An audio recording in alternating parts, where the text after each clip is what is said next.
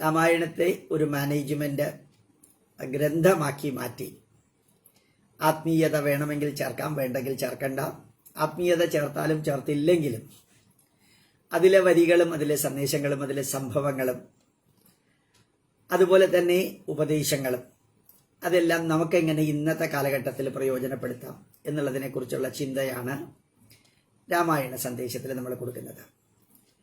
അതുകൊണ്ട് ഓർമ്മിക്കാനുള്ളത്, രാമായണത്തിലെ ഓരോ സംഭവവും നമുക്ക് അനുയോജ്യമാം വിധത്തിൽ നമ്മളുടേതായിട്ടുള്ള വാക്കുകൾ ഉപയോഗിച്ച്, വരികൾ ഉപയോഗിച്ച് നമുക്ക് വിശകലനം ചെയ്യാൻ സാധിക്കണം. അപ്പോഴേ നമുക്കത് പ്രയോജനപ്പെടാൻ സാധിക്കുള്ളൂ. നമ്മൾ മാർക്കറ്റിൽ നിന്ന് വെജിറ്റബിൾ വാങ്ങിച്ചു കൊണ്ടുവന്നാൽ ആ വെജിറ്റബിൾ നമുക്ക് ഭക്ഷിക്കാൻ പാകത്തിന് നമുക്ക് ഇഷ്ടപ്പെടുന്ന കറികളാക്കി മാറ്റുന്ന മാതിരി, വെജിറ്റബിളിനെ നമുക്ക് ഇഷ്ടപ്പെടുന്ന വിഭവമാക്കി മാറ്റുന്ന മാതിരി, അങ്ങനെ മാർക്കറ്റിൽ നിന്ന് കൊണ്ടുവരുന്ന ഓരോ സാധനവും അങ്ങനെയാണല്ലോ പതിവ്. ഷർട്ട് പീസായാലും പാൻറ് പീസായാലും ഡ്രസ്സിൻ്റെ ഒരു പീസ് എടുത്തുകൊണ്ട് വന്നാലും നമുക്ക് അനുയോജ്യമാം വിധത്തിൽ അതിനെ വെട്ടി തുന്നി നമുക്ക് പറ്റിയ രീതിയിലാക്കി തീർക്കുന്നു. അതുമാതിരിയാണ് രാമായണം. നമുക്ക് അനുയോജ്യമാം വിധത്തിൽ, ഡിസ്റ്റോർട്ട് ചെയ്യാത്ത വിധത്തിൽ അതിനെ പ്രയോജനപ്പെടുത്താം. അതിലെ ഒരു വലിയ സന്ദേശമാണ്. നിങ്ങൾക്കറിയാം, കഴിഞ്ഞ ദിവസം നമ്മൾ ഹനുമാനെ കുറിച്ച് പറഞ്ഞു. ഹനുമാൻ ലങ്കയിൽ ചെയ്യാനുള്ളതെല്ലാം ചെയ്ത് ആത്മവിശ്വാസത്തോടുകൂടി തിരിച്ചു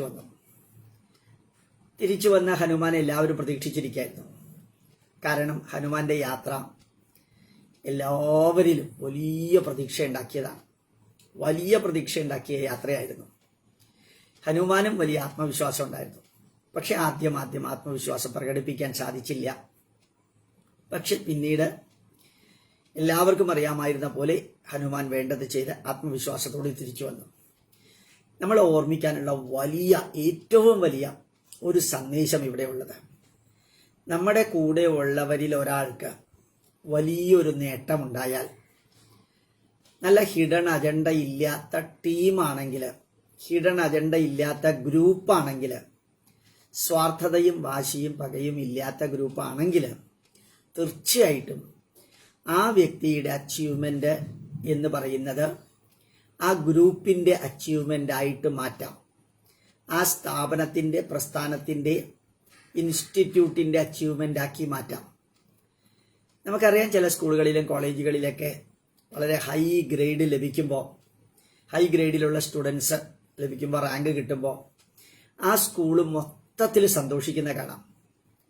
ഭാരതത്തിന് സ്വർണവും അതുപോലെ സിൽവറും മെഡലുകളൊക്കെ കിട്ടിയപ്പോൾ ഭാരതം മൊത്തത്തിൽ സന്തോഷിക്കുന്ന കാണാം. കിട്ടിയത് നമുക്കല്ലെങ്കിലും നമ്മളതിൽ സന്തോഷിക്കുന്നു. ആ സന്തോഷമാണ് ഒരു കുടുംബത്തിൻ്റെ, ഒരു സ്ഥാപനത്തിൻ്റെ, ഒരു പ്രസ്ഥാനത്തിൻ്റെ, ഒരു രാഷ്ട്രത്തിൻ്റെ ഐക്യത്തിൻ്റെയും ആത്മവിശ്വാസത്തിൻ്റെയും മുമ്പോട്ടുള്ള പ്രയാണത്തിൻ്റെയും ചൈതന്യമായി മാറുന്നത്. ആ ചൈതന്യമാണ് യഥാർത്ഥത്തിൽ നമ്മളാക്കുന്നത്, നമ്മളെ ആത്മനിർഭരത, ആത്മാഭിമാനം ഉണ്ടാക്കുന്നത്. ഇവിടെ ഹനുമാന്റെ മടക്കയാത്ര, ഹനുമാൻ അവിടെ കണ്ടതും അവിടെ ചെയ്തതും വിവരിച്ചത്, അത് ശ്രീരാമനും ലക്ഷ്മണനും ഉൾപ്പെടെയുള്ളവർക്ക്, അവതാരങ്ങളാണെങ്കിലും സാധാരണ മനുഷ്യരാണെങ്കിലും അവരിലുണ്ടാക്കിയ ആത്മവിശ്വാസം ചെറുതൊന്നുമല്ല. വളരെ വളരെ വലിയൊരു ആത്മവിശ്വാസം ഉണ്ടാക്കിയത്. സുഗ്രീവനും കൂടെ ഉള്ളവർക്കും എല്ലാം അത്യസാധാരണമായ ആത്മവിശ്വാസം ഉണ്ടാക്കിയത്. അവിടെ ആ ആത്മവിശ്വാസം ഉണ്ടാവാൻ കാരണം കൂടെ ഉള്ളവരിൽ ഒരാള് നേടിയ വലിയ ലക്ഷ്യപ്രാപ്തിയാണ്. ആ ലക്ഷ്യപ്രാപ്തിയാണ് ഇന്ന് നമ്മളുടെ രാഷ്ട്രത്തെ മുമ്പോട്ട് നയിക്കുന്നത്. ഞാൻ കർമ്മ ന്യൂസിന് വേണ്ടിയിട്ട് ഒരു പോസ്റ്റിംഗ് രാവിലെ ചെയ്തിട്ട് അവർക്ക് അയച്ചു കൊടുത്തിട്ടുണ്ട്.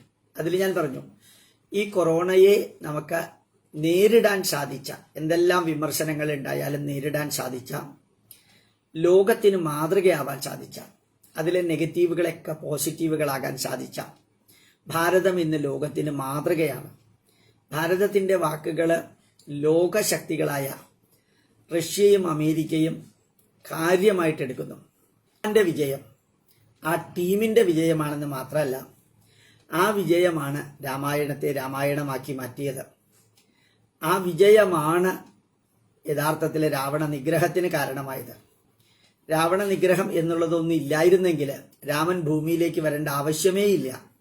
വാൽമീകി മഹർഷിക്ക് രാമായണം എഴുതേണ്ട ആവശ്യം പോലും ഇല്ല.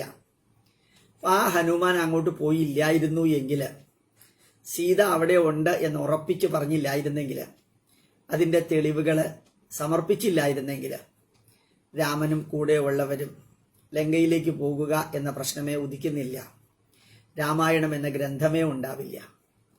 അതാണ് ഹനുമാന്റെ മടങ്ങി വരവും ആത്മവിശ്വാസജനകമായ രീതിയിൽ ഹനുമാൻ കാര്യങ്ങൾ വിവരിച്ചതിൽ നിന്നും നമുക്ക് പഠിക്കാനും രാമായണം നമ്മുടെ മക്കൾക്ക് പഠിപ്പിക്കാനും പരമാവധി ജനങ്ങൾക്ക് അത് എത്തിക്കാനുമായിട്ട് ശ്രമിക്കേണ്ടത്. പ്രണാമം, നമസ്കാരം.